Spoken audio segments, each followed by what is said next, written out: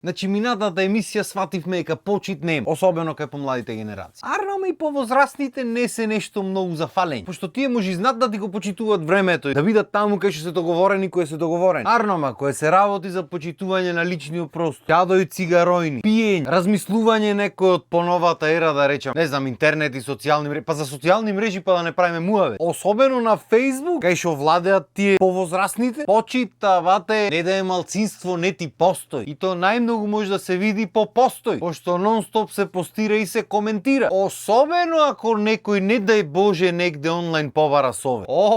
Побара совет во некој од тие групите за совети што се. До здраве си го носиш, бате. Доброволно отвараш врата на најхардкор коментаторите што некогаш постоеле во векот. И мислам дека денес за тоа ќе правиме муа. Можи? Хајде да те пуште.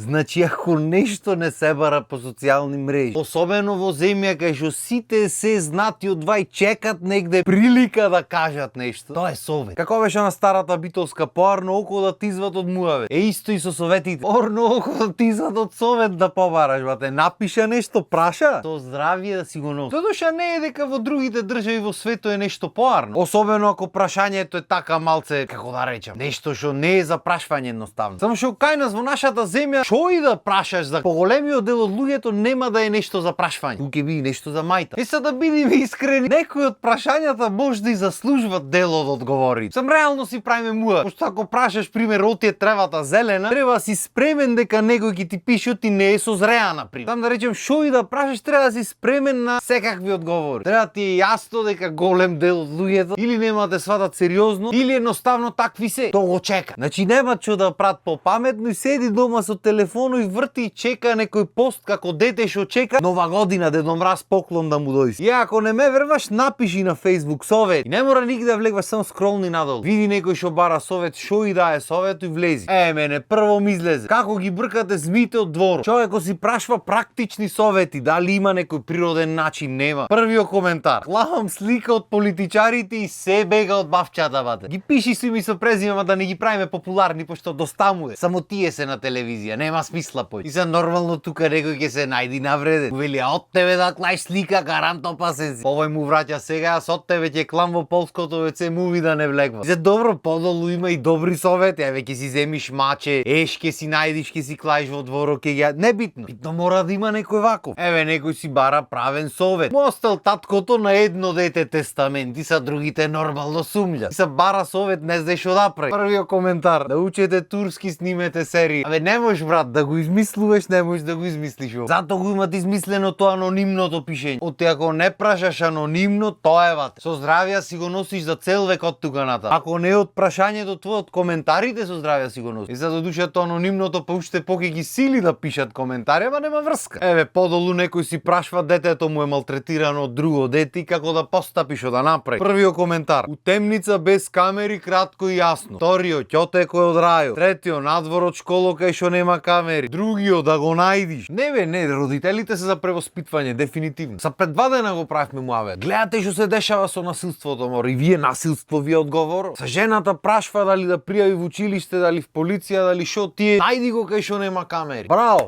Алала ви. Сам јас разбирам кој се работи за твоето дете, сега ти помини низглед. Еве не сум долго родител, ама самата помисла дур го зборам ова, морници ме лаза. Ама дефинитивно не е одговорот да повикуваш на насилство онлайн. И тоа што се такви децата, и тоа што се случва ова, пред се криви родители. Мислам, вие можете да окривите и општеството, и партиите, и не знам, училиштата, и другите деца, и комшијата што сакаат. Ама најголемиот дел на траумите кај децата идат од дома. Може да боли вистината, јас разбирам. Најтешко го треба човек во гледало да си сопули, ама таа е вистината. И ете, има некој што вика пријави в полиција. Макар што и то знаеме како функционира, знаеме како оди систем. Се што ќе напрате, ќе му дадат опомена и откога ќе му дадат опомена, после детето уште поќе ќе биде малтретирано пошто ти кажа, така. Неве многу филмови се гледат, тоа е таа западна култура. Snitches get stitches. Деме кјути трпи и не кажува. Многу е јако како насилниците стално си го вртат наративот на приказната нив како што му одговара. Значи ако му одговара да кажеш ти треба да кажеш и тоа е воред, ако не му одговара, кажеш тоа што треба да си ќути. Седиш озборе, пофер не може да биде. Како и да е, мора да се најди некој начин, мора да постои чар. Само јас знам дека на никој не му е гајле, пошто ако му беше доста ќе беше најден систем негде во светот за овие работи. Ама мора да постои начин како ќе се санкционираат овие работи и ваквото понашање на децата, а богами и на нивните родители, пошто чим детето овака се понаша, прво одговоро се бара дома. Дали тоа ќе биде со казни, дали ќе биде со казнени сесии, дали со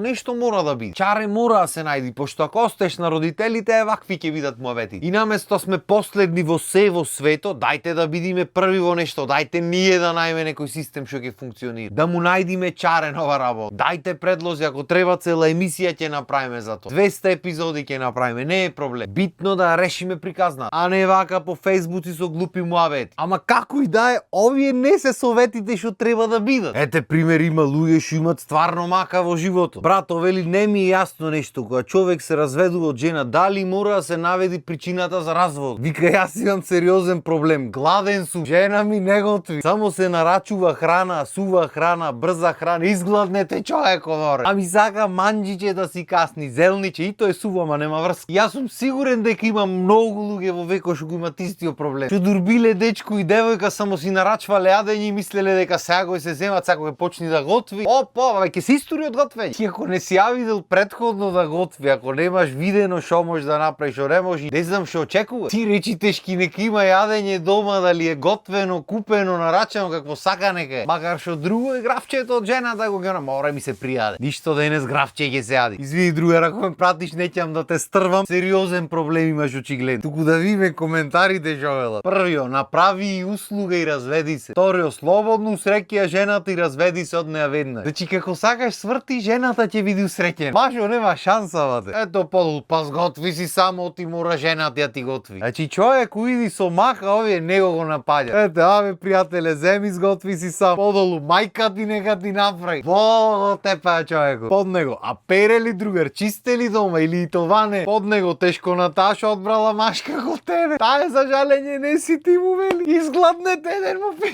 Ој па под него од приказните излезен на времето. На голема мака си домаќине. Ете некоја му пиши ми, јас многу сакам да готвам. Видиш се може да види. Шо не ќе види човек, што ќе не види, што ќе не чуе. Патем скролам многу измеѓу, пошто 90% советите се за кредит. Заглавен во кредити 25.000 евра, заглавен 300.000 денари со се камати 600 се праеле. Заглавен кредит, брзи кредити, не знам какви, шо правите мор. Бараш совет за како да не ги исплател кредитите. Ти многу фер, другите будали се шо плаќаат кредити, ти да не ги исплатиш некако ако може. Не барате совети кој е за трошење по казина, по кладилници, совети како да не го исплатам. И после пишеле коментари, ќе пишат што ќе ти прат.